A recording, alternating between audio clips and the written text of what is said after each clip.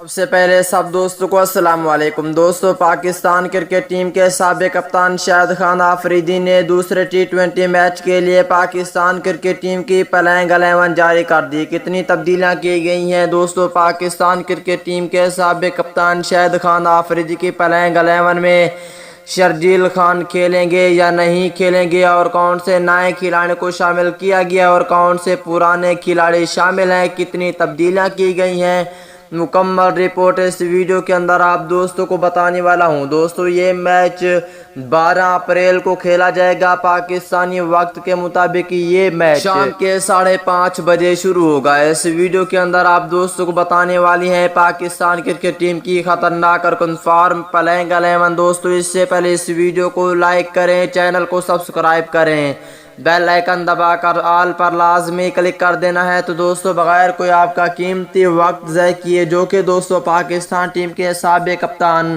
شاہد خان آفریدی نے پلینگ بتائی ہے، وہی آپ دوستوں کو بتانے والی ہیں۔ دوستوں، اس میں پہلے نمبر پر ہوں گے اوپنر بلے باز محمد رضوان، یہ اوپننگ کریں گے اور پاکستان ٹیم کے بہت ہی اچھے اوپنر کے ساتھ ساتھ وکٹ کیپرنگ بھی اچھی کر لیتے ہیں۔ اگر دوسرے نمبر کی بات کر لیتے ہیں تو دوستوں دوسرے نمبر پر ہوں گے شرجیل خان، یہ دونوں اوپننگ کریں گے شاہد خان آفریدی کی پلینگ 11 میں۔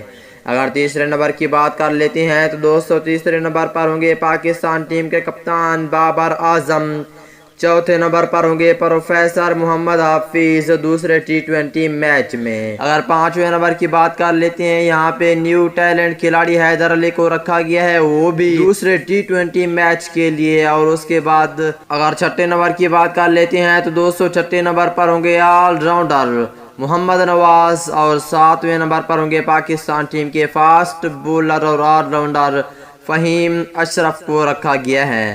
اگر آٹھویں نمبر کی بات کر لیتے ہیں جنوبی افریقہ کے خلاف دوسرے ٹی20 میچ کے لیے، آٹھویں نمبر پر ہوں گے فاسٹ بولر حسن علی۔ اگر نویں نمبر کی بات کر لیتے ہیں دوستوں، نویں نمبر پر ہوں گے پاکستان ٹیم کے بہت ہی اچھے سپن بولر شاداب خان، اور 10ویں نمبر پر ہوں گے فاسٹ بولر شہین شاہ آفریدی۔ اور 11ویں نمبر کی بات کر لیتے ہیں دوستوں، 11ویں نمبر پہ حارث رؤف کو ریسٹ دے کر اس کی جگہ محمد حسنین کھیلیں گے۔